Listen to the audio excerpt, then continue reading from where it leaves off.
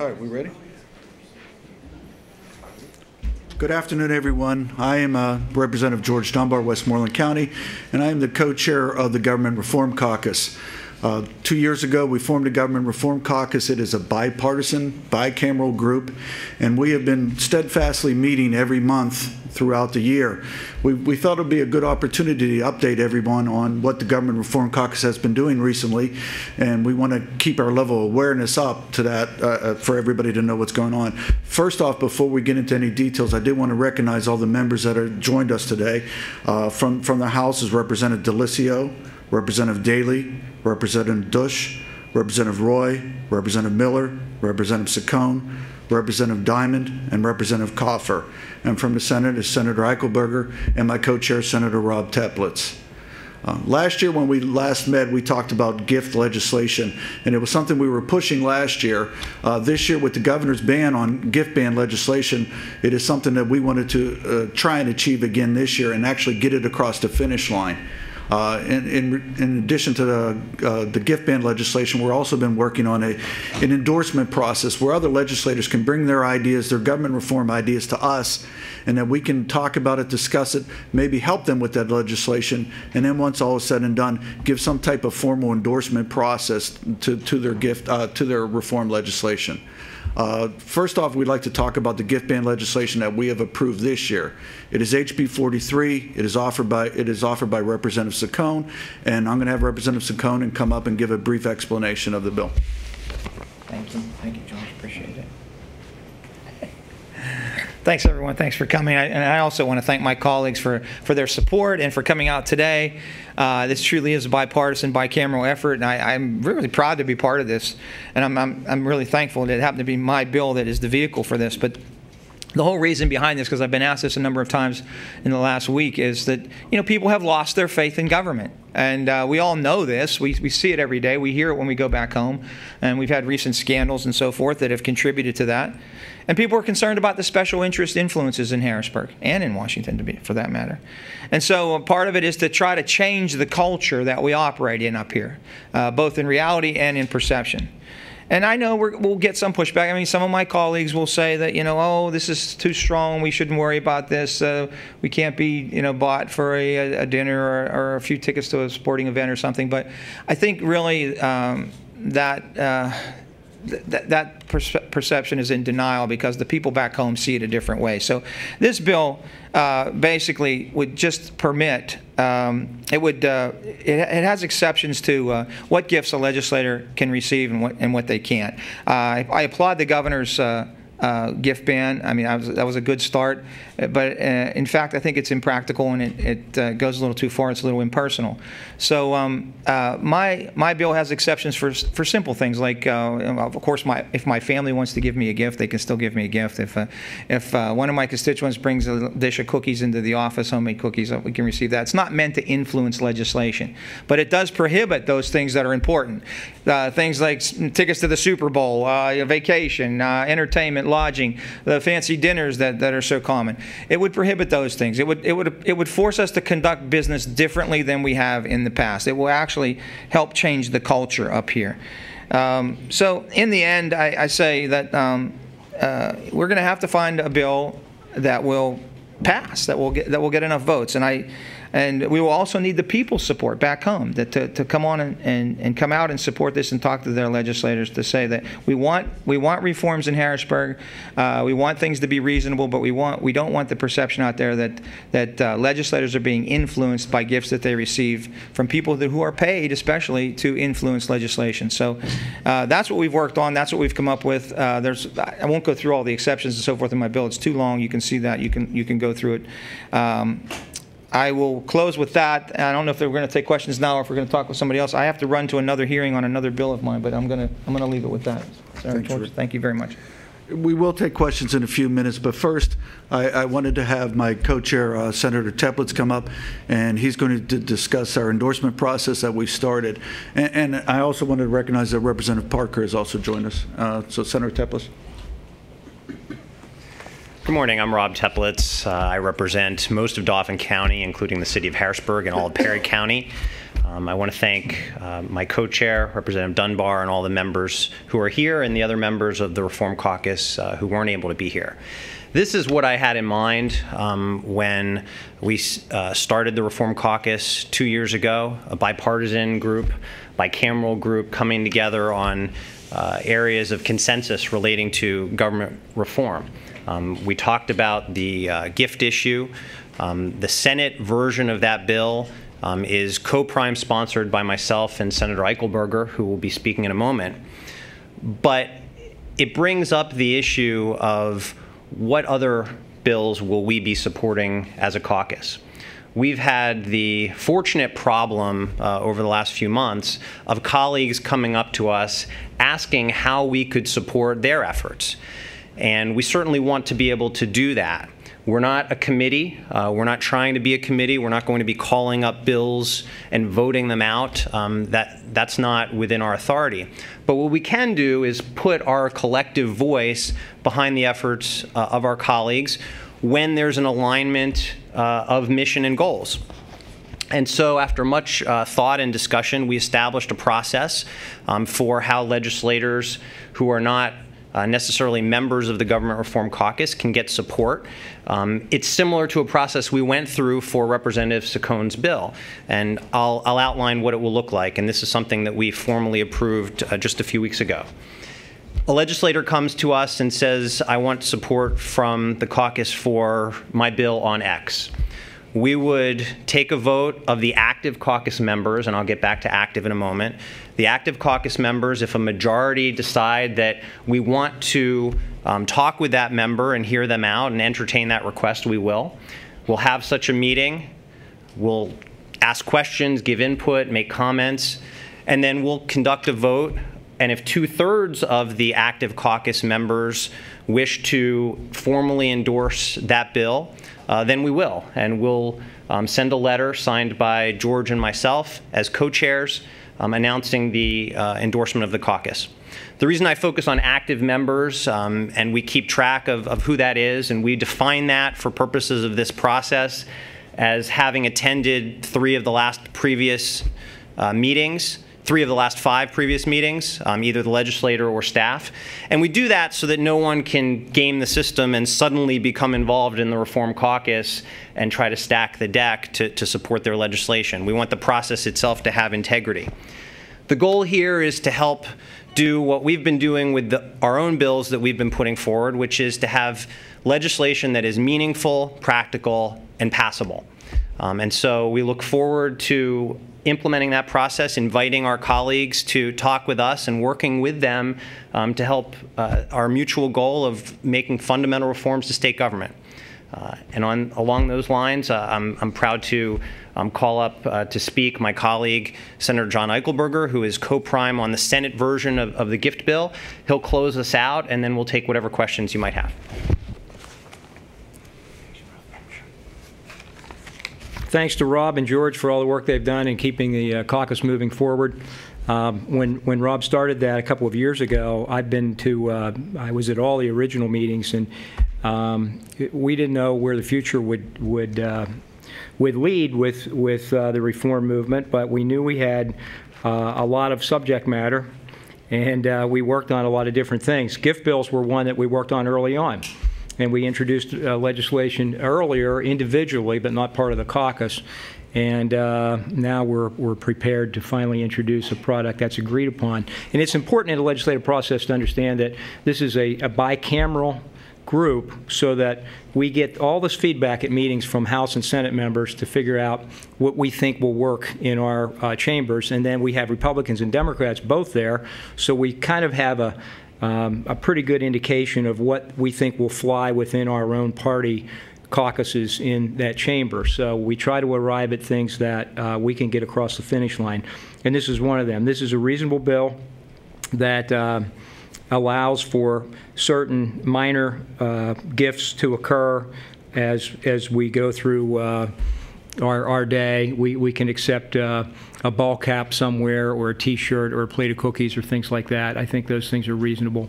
And then the higher ticket items and the things that are at least perceived as being influential to legislators are what we targeted. So that seems like a reasonable approach, and it was agreed upon by the group. So we're all glad to support it and hope that we can work together to get it done. I would assume that the administration would be supportive, given his track record on this issue. I would think he would be supportive, so we'll look forward to that. And again, I want to thank everybody that participated, and particularly Rob and George for their leadership in holding a difficult group at times together and staying focused. Thank you. All right, we'll take any questions and we'll direct them, as appropriate. When it comes to the people who can give gifts, how do you define people who are trying to influence legislation? And also, is it true, is what Representative Saccone said strictly speaking true? No more Super Bowl gifts? I mean, you could get a Super Bowl ticket, right? It just couldn't come from a lobbyist? Is that the narrow limitation of this bill? The bill has three parts. Who is the giver, who is the receiver, and what the exceptions are. All of those are laid out on the summary sheet that we put out there. But the giver is defined essentially as someone who is trying to influence the legislative process in a professional way, a professional lobbyist, someone else who may have an interest. The receiver is a public employee or public official as already defined in the Ethics Act, and then there are the exceptions. So yes, we would be prohibiting a lot of activities that occur now, the things that attract the most attention and that should be the most controversial. The whole idea behind the bill is, first off, transparency and accountability. So many people in all of our districts, we hear all the time of what they can, what these legislators are getting. We feel we need to draw a clear and distinct line in the sand of what is acceptable and what is not. But there's no ban on Super Bowl tickets per se, correct? Like, I could give you a Super Bowl ticket, right? And I would have to pay you for it. If you would? Yes, if you were a lobbyist. Well, no, I'm not a lobbyist, so I mean, there are exceptions. Most people could give you a Super Bowl ticket. Yeah, and if you would fit into the definition of a friend, a family member, certainly. And if any of my relatives want to give me a Super Bowl ticket, I will take it.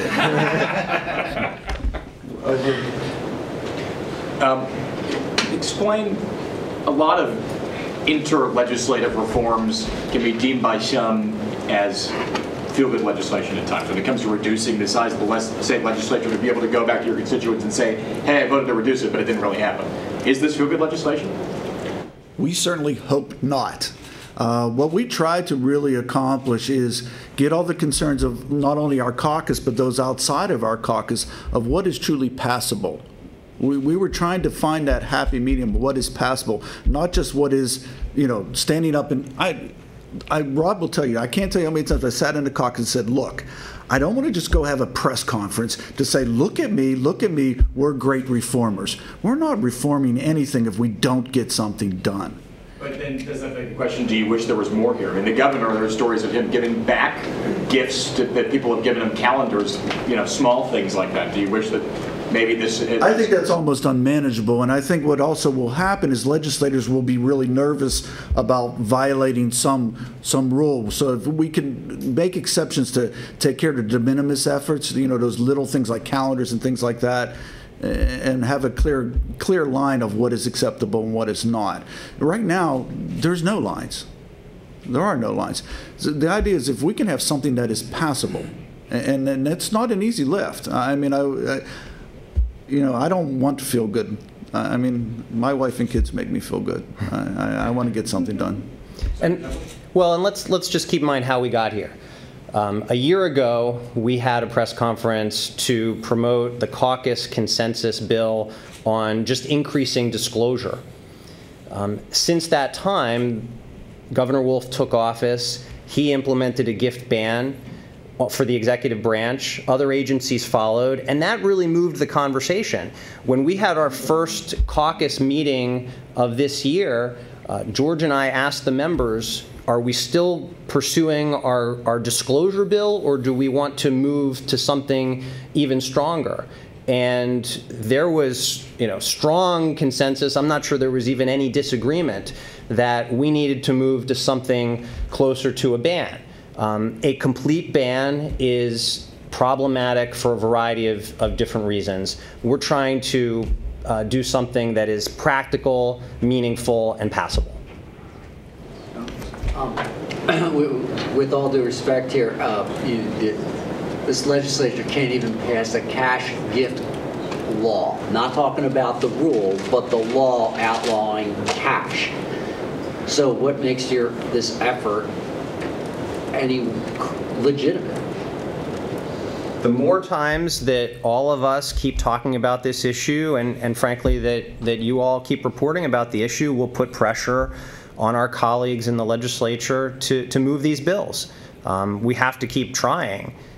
Just because one particular bill hasn't passed doesn't mean we shouldn't keep trying, and we're all committed to that. And that is why we're here today, to raise awareness, to help push these things along.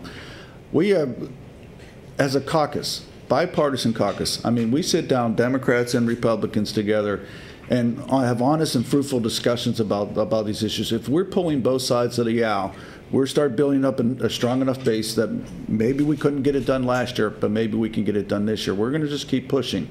The idea behind the press conference was to help raise that awareness. Why would somebody not support this legislation? You'd have to ask them that.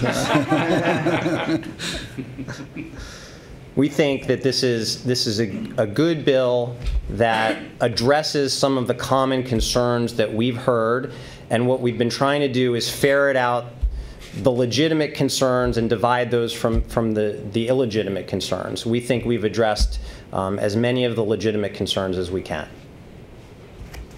Given the recent guilty pleas to conflict of interest by members accepting gifts and cash, would a outright gift ban be the best public policy? And are there any members of the caucus here who wouldn't support that, who think that this sort of half measure is good on its own terms? And to relate back to a previous question, the idea is passable. I don't think an outright gift ban is passed, but it's my opinion. I'm just one member. An outright gift ban, I don't know if it's passable, because everybody would be so concerned about tripping over, the little lady who brings you, something to your office for helping her with her license. I know the governor has an outright gift ban. There have been some issues with it. It's hard to take care of all that, and you don't want to offend anybody. We tried to find some happy medium level that those members in our caucus felt very comfortable with, that it is something that we can get past. And many of us... I wouldn't call it a half measure either. I think you used the term half measure. I wouldn't call it a half measure. Well, sort of a total gift ban, though. You'd agree with that? Yes, I would agree with that. Many of us would support a total gift ban, and we've talked about that. I would. And we've talked about that in our caucus. But what we're trying to do is accommodate not just the differing views within the caucus, and there are, but also the expected reaction outside of the caucus. And so we're trying to operate in a space of reality, not a space of what might be ideal. Yeah, sure. Representative? Yeah, I for one wouldn't support a total gift ban, and because it's not. We talk about trying to do things that are meaningful, practical, and passable. And I want to tell you why a full gift ban, it's just not practical. I'll give you an example. I was on a tour of a milk processing facility with the Agricultural Committee, and one of the members of the Department of Agriculture was there. At the end of the tour, it was a hot plant. It was hot in there. And at the end of the tour, the processing company had drinks for us out there, and whether it was milk or iced tea and the poor guy from the Department of Ag couldn't get a drink. So I think that's impractical. And when you go on, you think about, look, if I'm going to have a meeting with somebody and they offer me a cup of coffee, is that a gift? How small do you want to get? It's got to be practical. And let's face facts. If I go to have a meeting with someone and they offer me a cup of coffee, that's not a gift. That's just called being nice. And it's certainly not going to influence my opinion on any kind of legislation. It's just part of being a real person is, hey, you want a cup of coffee or not? So I, for one, would not support a complete and total gift ban because it certainly is impractical in the way it would be carried out. Good morning. My name's Pam Delisio. I represent parts of Montgomery and Philadelphia counties, and this is my third term. And I just wanted to share very quickly why I'm a member of this caucus. First of all, it really puzzles me why and how it takes so long to do the right thing and get the right thing done into the governor's desk. And I've realized a little bit over the 4+ years I've been here that the definition of what's the right thing really varies, even though sometimes to me it's glaringly obvious.